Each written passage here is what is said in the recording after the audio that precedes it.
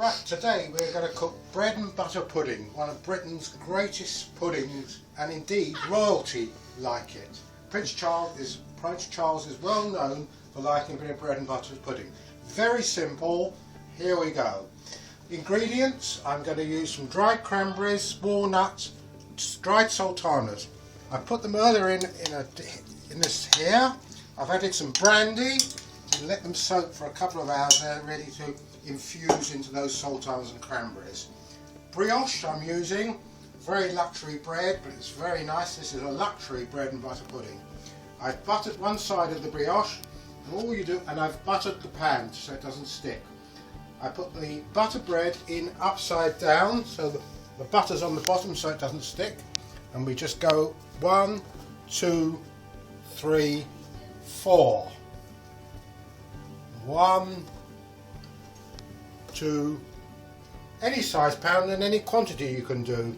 It's just how much you want. This is so popular in my household, I have to do a rather large one.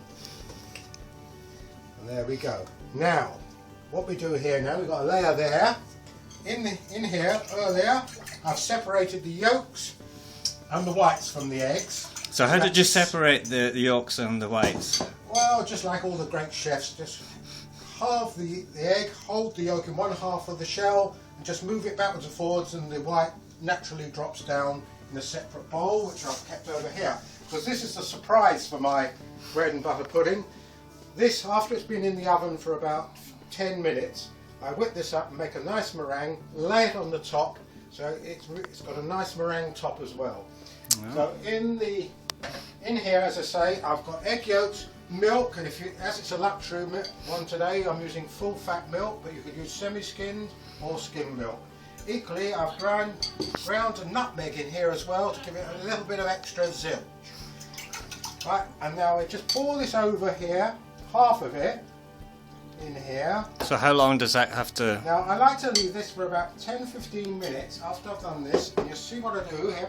I get this fruit, and I spread it gently. Sometimes at Christmas time I make this, and I use Christmas minced meat. It's the type of thing we have in what we call our mince pies. It's not meat at all, but that's how we call it, and spread that over. But just like this, plenty of it. So this has got a bit of brandy in it to give it a bit of pep. And then... So you're putting all the fruit then? All the fruit, this layer. Then I've got some walnuts, which I've cut up to make it a little small. Just spray a few of those over there. In there. Now, and then we just squeeze this in, gets the milk in there a bit. Like that. Right. Now we're going to put on top of this. Sometimes I leave it, I say 5 minutes, but it's absorbed. That gets the brioche to absorb that milk. We then put on top the lid, like that. Same as we put the other ones in. Do these have butter as well or not? Yeah. Yeah, but what I'm going to do, once I've got them in there, is... there is I just get a little bit of butter and just run it on the top. Gives it a bit of crispiness on the oven. Heat the oven just a little. So this, as I say, this is a bit of an indulgent thing to have, but we must have it every now and again. A bit of our indulgence.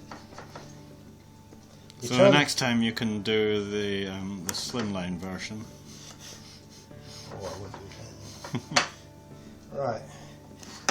One thing you should try and do before you do is get the butter out the fridge a bit earlier than I did today, and it gets a bit soft so it spreads.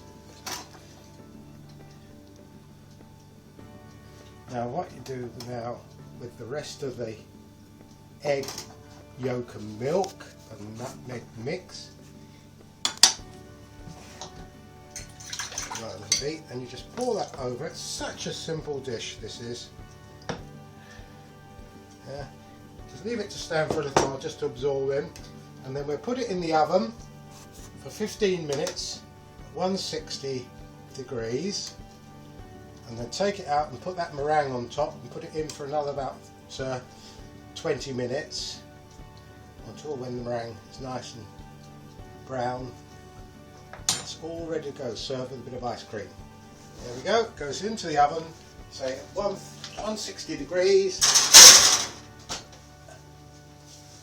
Right, this is where we add a little bit more luxury to this bread and butter pudding. It's been in the oven now. It says it's a really big one today. We've done it for 30 minutes. I'm taking it out now. As you can see, that looks really nice and golden on the top.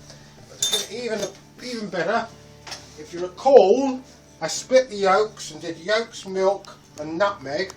This is the egg white now. I'm just going to put it in the oven after I spread the egg whites, which I've beaten, and put a little bit of sugar in the egg whites so it comes up nice and brown when we do it. Just put this on the top. Give it a real bit of luxury.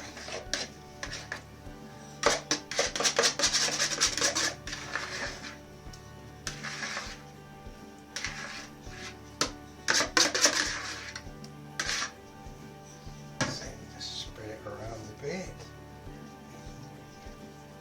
It will rise quite seriously.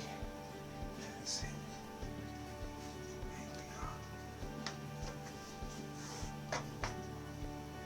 So this needs to go in there for about 10 minutes. The egg whites will cook very well in that period of time.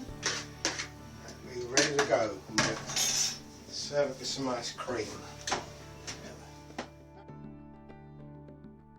Right, it's been in the oven for 15 minutes. I'm sure it's ready. Voila!